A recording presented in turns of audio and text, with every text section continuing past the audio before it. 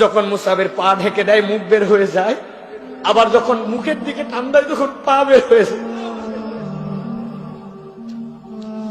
যেই মানুষ 200 দিরহাম দিয়ে কাপড় পরতেন, তার থেকে বেশি দামি কাপড় পরে কেউ ছিল না।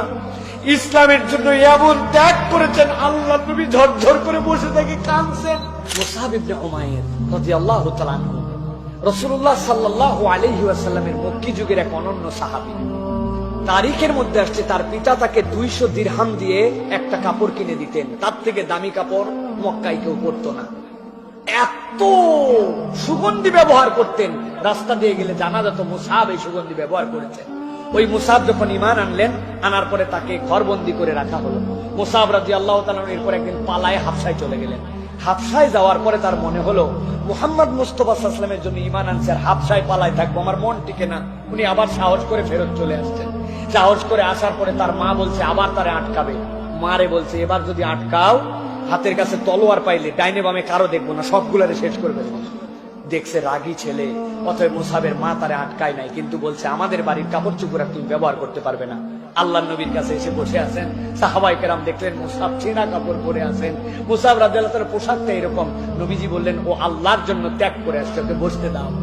ইতিমধ্যে মদিনা থেকে কিছু মানুষজন আসলেন। মুসআব রাদিয়াল্লাহু তাআলা আনহু বসে আছেন, মদিনা থেকে অনেক প্রতিনিধি দল আসলেন। আল্লাহর নবীর হাতে হাত দিয়ে তারা অনেকেই ঈমান আনলেন। নবীজি বললেন এখন একজন লোক মদিনায় পাঠাতে হবে। কাকে পাঠানো হবে? আল্লাহর নবী দেখলেন সবচেয়ে স্মার্ট, সবচেয়ে বিউটিফুল, সবচেয়ে সুন্দর কথা বলতে পারে, ইসলামের জন্য ডেডিকেটেড মানুষ, সবচেয়ে ত্যাগ করছে। মুসআব, এদের সাথে তুমি মদিনায় চলে যাও। আল্লাহর নবী সাহাবী মুসআব মদিনায় গেলেন। যাওয়ার পরে মিরাকল ঘটায় ফেললেন। মুসআব যাওয়ার পরে বড় বড় গোত্রপতি তাদের সামনে এমন ভাষায় কথা বলতেন, এমন স্মার্ট উপস্থাপনা করতেন, ওই গোত্রপতিগুলা ঈমান আনতে শুরু করলে। একটা দুটা করতে করতে আল্লাহর নবী আসার আগেই প্রায় 150 মানুষকে তিনি ঈমান এনে ফেলছেন। মুসআব রাদিয়াল্লাহু তাআলা আনহু মদিনায়, আল্লাহর নবী চলে আসলেন। মুসআব রাদিয়াল্লাহু তাআলা এর পরে বদরের যুদ্ধ হলো। বদরের যুদ্ধেও তিনি বীরত্ব প্রদর্শন করলেন। মুসআব রাদিয়াল্লাহু অল্প দিনে অনেক পুরাণ রক্ত করে ফেলেছিলেন।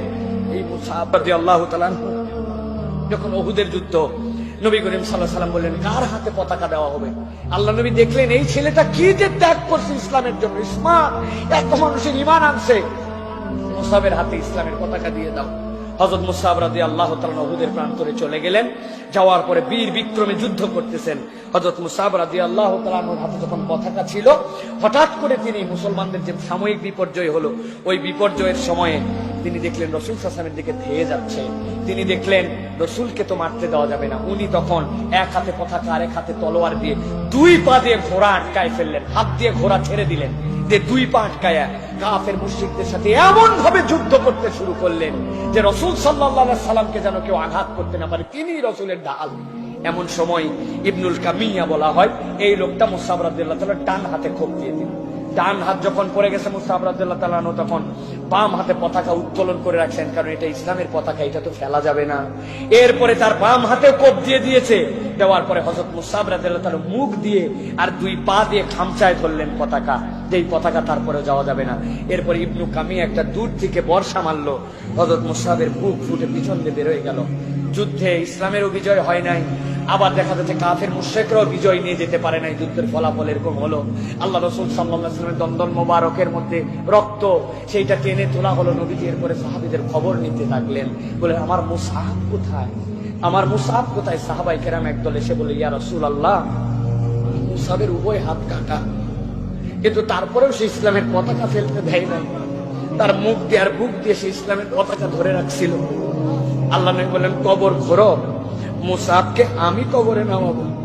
আল্লাহ নবী মুসআব রাদিয়াল্লাহু তাআলাকে যখন কবরে নামালেন, আল্লাহ নবী সাল্লাল্লাহু আলাইহি ওয়াসাল্লাম বললেন মুসআবের পাটা ঢেকে দাও না।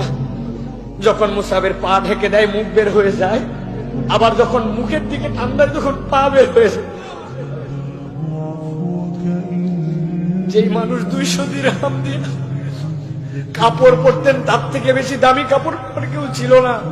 ইসলামের জন্য এমন ত্যাগ করেছেন, আল্লাহ নবী ঝরঝর করে বসে থেকে কাঁদছেন আর বলছেন মুসআবের জন্য তোমরা দুঃখ পেও না, মুসআব আল্লাহর জন্য এইগুলা ত্যাগ করছে, আল্লাহ তার জন্য জান্নাতে কি ব্যবস্থা রাখছেন এটা কেবল আল্লাহই জানে।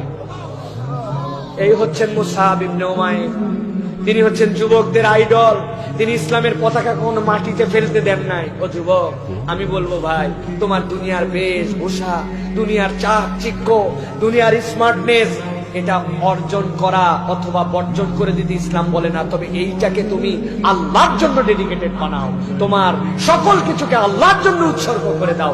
আল্লাহ রাব্বুল আলামিন তোমার জন্য মুসআবের জিন্দেগি দান করবেন ইনশাআল্লাহ। অথবা এই মানুষগুলোর জীবন আমাদের জানতে হবে, এখান থেকে অনুপ্রেরণা নিতে হবে।